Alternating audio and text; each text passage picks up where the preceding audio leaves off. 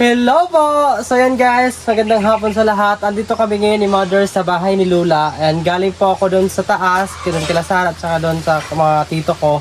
And today guys is mag-unboxing tayo sa lahat po ng binigay sa akin.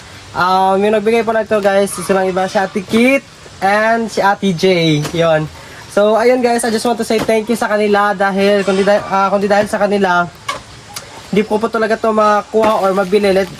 Like nito po, ito po una kasi nga binili namin to kanina.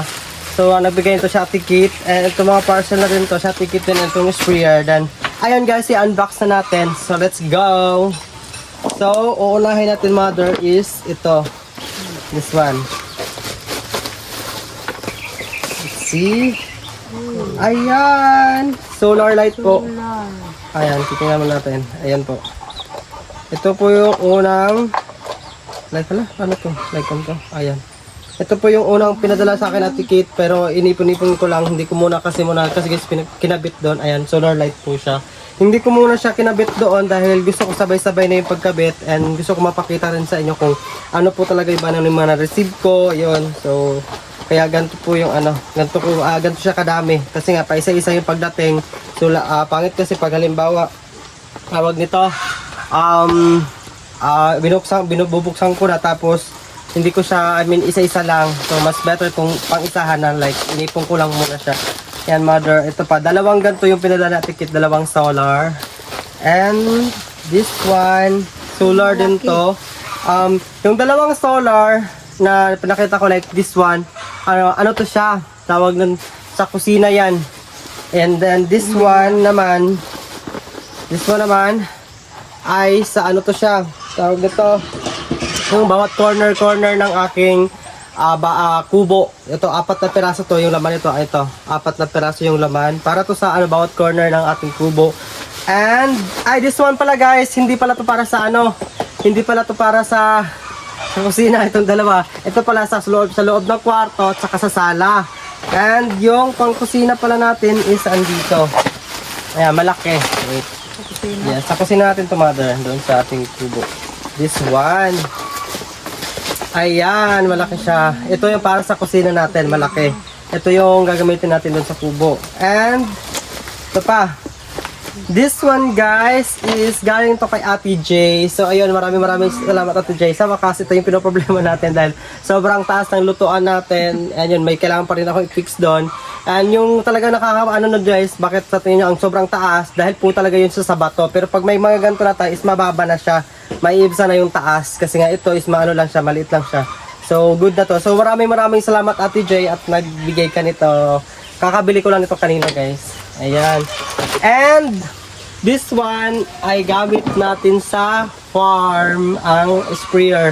Ayun na guys, bakit hindi pa ako makapag-spray? I mean, may medisina naman. Pero may medisina na nagaling kay Ate Kit. And then pinatry ko muna kay Sarah.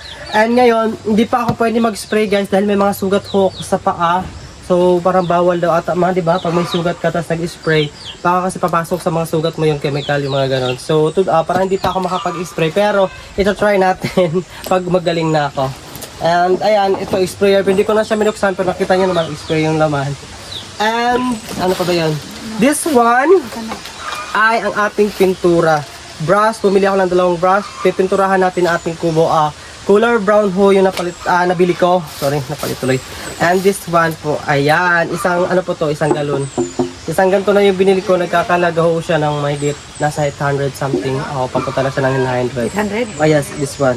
Ganito nakalaki yung binili ko guys, para hindi na kami ma-short, at least kung in case ma-short, or I mean, kung halimbawa man sa mobra, at least may natira pa tayo nito. At least kung in case may magagawin pa tayo sa sunod, may pintura pa tayong natira.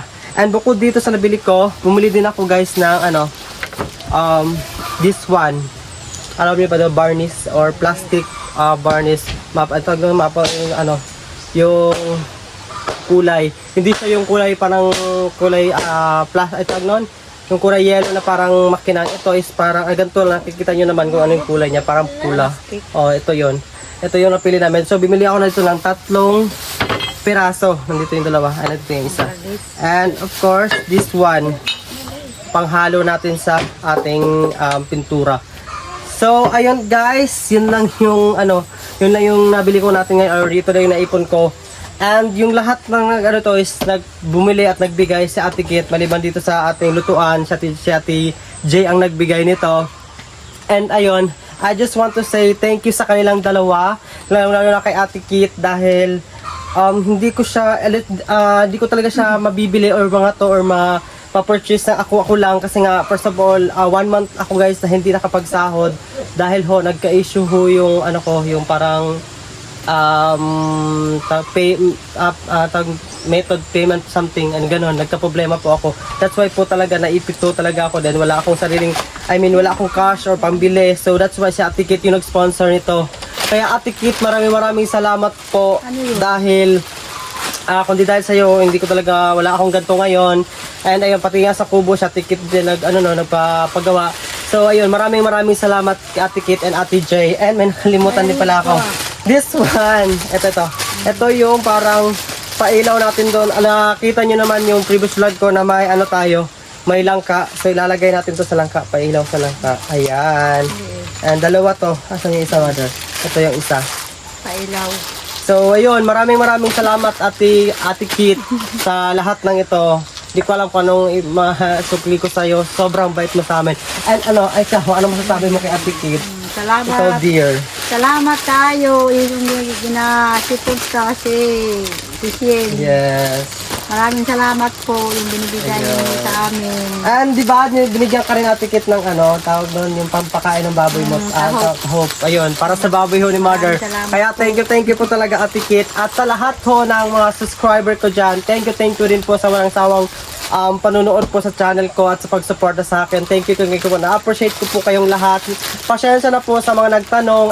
Sasagutin ko lang pala. May nagtanong sa akin kung magkano ho daw yung ginastos ko doon sa pagpagawa ko ng kubo. Is yung inabot po ng paggastos ko, kasama po yung kusina, is nasa around 20k po yun. So ayun, Ate Kit, thank you. And mag-thank ka na Ate Kit. Yan.